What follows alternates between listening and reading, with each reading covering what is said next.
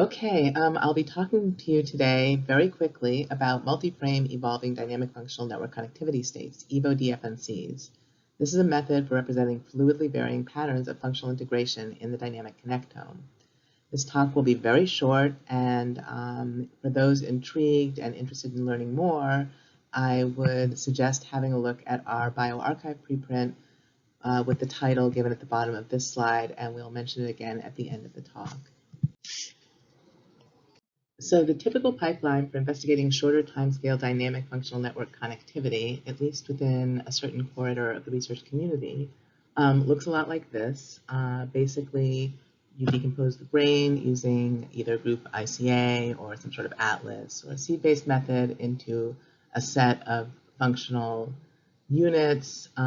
You then take the time courses of those functional, in our case, functional networks, which represent the contribution of that functional network to the global signal at each point in time. You pairwise correlate the time courses of the functional networks and do this typically we used to do this for all time points in the scan, and we would get what we now call a static FNC matrix. And nowadays we are also taking that same approach, but we're using it on shorter windows in the scan, and we're computing the pairwise correlation between all the network time courses for successive sliding windows through the multivariate time series.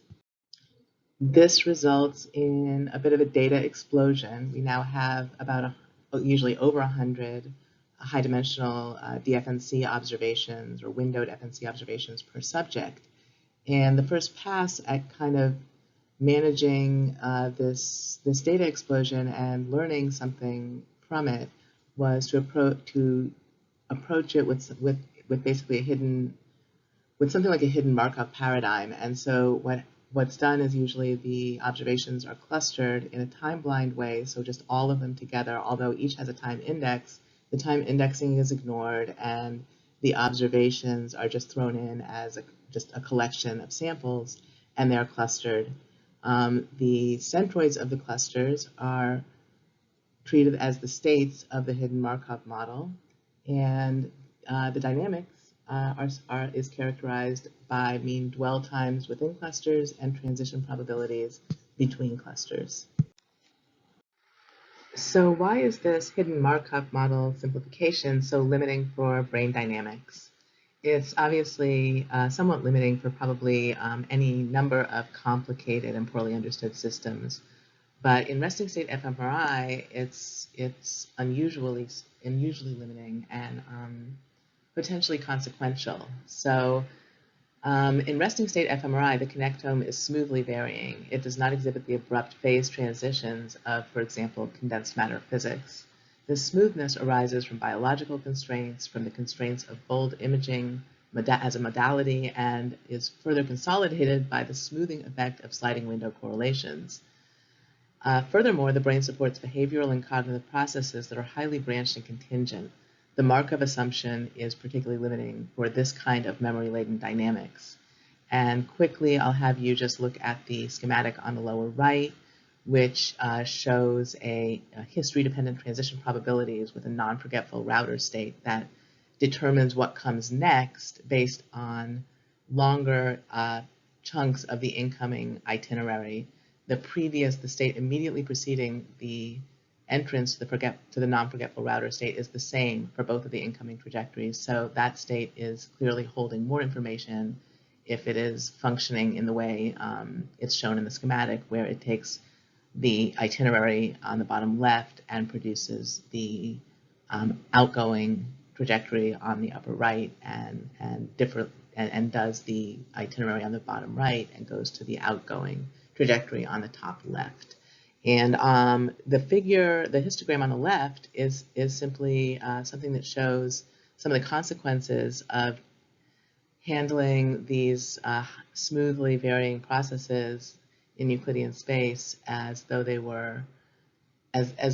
consisted of meaningful discrete states. So this just shows the ratio of the distance of every observation to the centroid of the cluster it belongs to, divided by the distance of that observation to the next closest centroid. and the mean of this distribution is 0.98. It's a very narrow distribution, and it just kind of indicates that most observations are not meaningfully closer to the centroid of the cluster they're assigned to than to some other centroid in the system.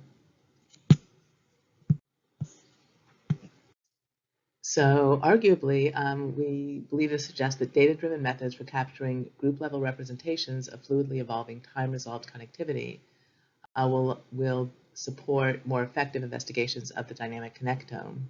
Ideally, these representations would evolve in a naturalistic manner, which is to say they would evolve smoothly.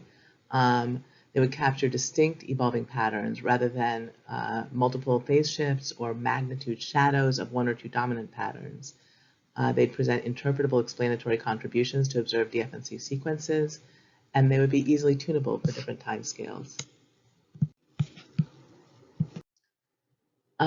So there are a number of challenges to this project, and I won't go into them here, but our approach has been to basically embed the high dimensional dynamics in the plane in such a way that the key features of the high dimensional group level and subject level dynamics are preserved in the embedding, and then study the dynamics in the planar embedding kind of via the differential geometry of the planar embedding, and lift those findings back up into high dimensional space. So the embedding algorithm that we use is uniform manifold approximation and projection, UMAP. It's well suited for this particular kind of project, and is less stochastic, for example, than t-SNE, though it's not 100% stable. And so what we do is we tune, there's two key parameters of UMAP. We tune them in such a way that we will end up with individual subject trajectories in the embedding that are tightly continuous, and such that the group level geometry in the plane is tight and entangled, as this is reflective of what you see at in the high dimensional case. Just to be very clear, the average distance between successive observations within subject at the high dimensional, in the high dimensional space is mean element-wise distance between successive observations is 0.006. No, 0.0006.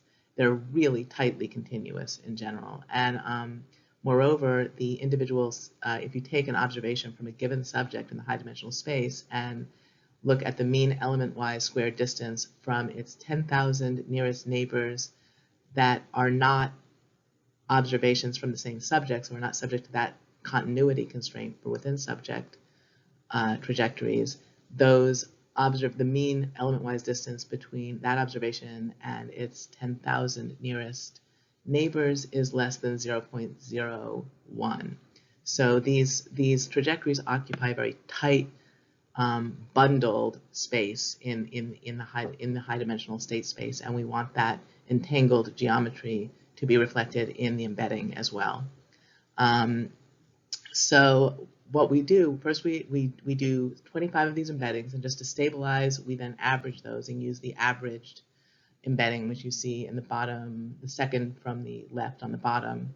And in that case, you'll also notice that although we retain the individual subject continuity, these individual curves that you see are subject trajectories. So they're the embeddings of individual subject trajectories. So the trajectories embed as kind of continuous curves in the plane, but although they're very entangled in the individual UMAP embeddings on the left, they're a little bit sparser after averaging. So the next step is to approximate successive intervals on each embedded curve with a line segment, characterizing each with its midpoint and slope, and then we create summary linearized 2D exemplars by clustering all of the segment midpoints and slopes. The centroids of this clustering are triples, xk, yk, mk. xk, yk are coordinates, mk is the slope. Each cluster centroid summarizes the position and direction of a subset of the 2D segments into which UMAP embeds higher dimensional DFNC trajectories. Corresponding to each of the clusters, we construct a linearized 2D DFNC trajectory exemplar, gamma k, of slope mk, centered at xk, yk, Gamma k has geometric length Lk, which is based on the distribution of segment lengths in cluster K. It is sampled at tau evenly spaced points along its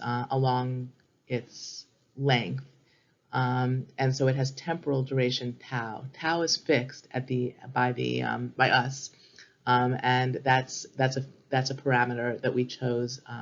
So for us, tau is 44, which is twice the window length of the window used in the computation of the DFNC observations that are inputs to this model.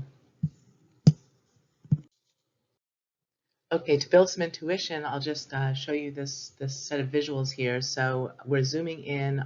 We have the embedding in the top left, a square in the embedding that you see. We zoom into that square, and then on the top right, what you see is the field of linearizations, the tangent segments that we compute along each of the curves within that box. Those are the objects that are being clustered. Each of them has a midpoint and has a slope, and also has a length, and so the midpoints and slopes are clustered, and the length of the trajectory exemplar for that cluster is determined by the average length of the linearization, the local linearization in that cluster. And then you see again at the bottom right, superimposed on the embedding, a set of linear exemplars. Okay, we build high-dimensional EVO-DFNCs from the 2D linear trajectory exemplars in the following way. As mentioned before, each of the exemplars is divided into tau evenly spaced points. The EVO-DFNC corresponding to linear exemplar K, or let's say, for example, the linear exemplar in the middle of this figure, is determined by we lift each successive point of these evenly spaced points up to a frame in the EVO-DFNC. And we do this by taking the average of the inverse images of the 25 nearest planar neighbors to that point in the exemplar. So that point has 25 neighbors that are actually in the embedding and have true inverse images. We average those inverse images, and then we produce that frame of the EVO-DFNC, and we do this at every point along the exemplar to create the full EVO-DFNC associated with that exemplar. You'll note that we are showing, although tau for us is 44 TRs, we're showing much shorter. These are subsampled versions, just because it's already a lot, and so we decided to subsample for display. Okay, so the next step is to actually use these EVO-DFNCs as basis objects, basically dynamic basis objects, with which to represent actual windows of length tau from observed subject DFNC sequences. And as you can see in the bottom figure with the linear exemplars distributed over the embedding, not all of the subjects, represented by curves in that embedding, are necessarily close to a given are necessarily very close to a given linear exemplar, and so we actually go ahead and use them as basis objects to reconstruct the observed windows within subjects, and this creates multivariate time series where we have weightings for each window for each EVO-DFNC. So you see here, subject 266, 81st DFNC window of length tau is a weighted combination of these EVO-DFNCs on the top right, and we do that at every window and create this multivariate time series representing the full sequence of DFNCs for every subject in terms of the EVO-DFNC basis objects. So you can see here that there are pervasive effects of schizophrenia on the representational importance of the 10 EVO-DFNCs we computed for this study. In solid green boxes are EVO-DFNCs that have significantly greater representational importance in controls. In red boxes are EVO-DFNCs that have significantly greater representational importance in patients, in both cases after correction for multiple comparisons. And there's a number of kind of interesting EVO-DFNCs here, and We will, let's see, we will skip any descriptive narrative here just in the interest of time.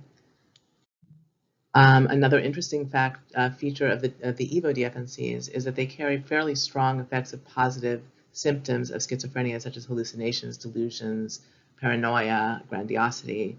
Unlike the hidden Markup model states from this particular data set, which has been studied rather a lot, we do see some strong effects of kind of the positive psychotic symptoms of schizophrenia on the representational importance of these EVO DFNCs. Quick kind of way of looking at a quick example of why embedding some of these patterns in longer itineraries or longer evolving motifs is important. Is you see, we'll call this pattern DMN neg. This is the negative DMN to the rest of the brain connectivity. We see a high contrast version of this in EVO DFNC2, followed by weak connectivity in EVO DFNC3. We see a persistent but low contrast version of this DMN neg pattern, and in EVO DFNC7, we see a medium contrast version followed by hyperconnectivity. EVO DFNCs 2 and 3 are both more important in schizophrenia patients. EVO DFNC7 features the same pattern, but embedded differently in its evolving motif, and that one is more representationally important in controls. It's also the case that in terms of positive symptoms of schizophrenia, EVO DFNC3 carries the greatest number of these significant effects, and it's the least dynamic, and in a way we would not really be able to see the importance of this low contrast, persistent, relatively non-dynamic DMN neg pattern for positive symptomology without having the contrast of other ways that that pattern can manifest in evolving trajectories. Okay, so here we're just showing the importance of capturing the direction of the flow in addition to just the position of these linear exemplars. So linear exemplar 4 and linear exemplar 8 sit in the same part of the embedding, which is in gray in the background on the bottom. EVO DFNC, linear exemplar 4 is vertical, linear exemplar 8 is more horizontal. Linear exemplar 8 also lifts to an EVO DFNC that's much more important in controls than in patients. And the two linear exemplars intersect, and you can see on the top row, circled are the two patterns, the part of the EVO DFNC, the points where they're intersecting. But both of them they're dynamically quite different, and that is really the point. And in one of them represents something that's distinctively seen in controls, and the other is a pattern that's observed without a significant group difference. This is one that's a property of being human, I guess, and they live right near each other in the embedding, and they are distinguished by their direction, which is to say, like, the tangent to these curves is going in different directions and capturing different dynamics. So ongoing and future work will be in the following. We're working already quite a bit on stability and canonicity. Averaging multiple embeddings qualitatively changes the group level geometry, as we saw in an earlier slide. We're developing stabilization strategies that are not as geometrically disruptive. We're looking into similarity metrics to assess the similarity between large collections of high-dimensional evolving objects, such as EVO DFNCs. We're working on automated parameter optimization, and we're looking at something really fun that I didn't have time to present here, which is connectivity dynamics characterized through attractors and bases of attraction of flow along tangents to the embedded DFNC trajectories. So if you consider in the embedding, you take a given point and you ask it to flow along the tangents to the embedding, along the gradients of the embedding that are determined only by curves associated with that are the embeddings of trajectories of healthy subjects versus only tangents to the trajectory to the embedded curves that are associated with schizophrenia patients. And what happens is these flows diverge. You start in the same place, but if you're moving along the group level trajectories associated with being healthy, you end up in a different place than if you move along the group level trajectories associated with being a patient. And moreover, they're very different. Even if you have a fixed attractor for both populations, the basins of attraction for those attractors are quite different. So this is fun and interesting, and something that we're working on at the moment. So I thank you for your attention, and if you're interested in learning more, please see our preprint on the bioRxiv, Multi-Frame Evolving Dynamic Functional Connectivity, a method for constructing and investigating functional brain motifs. Thanks for your time.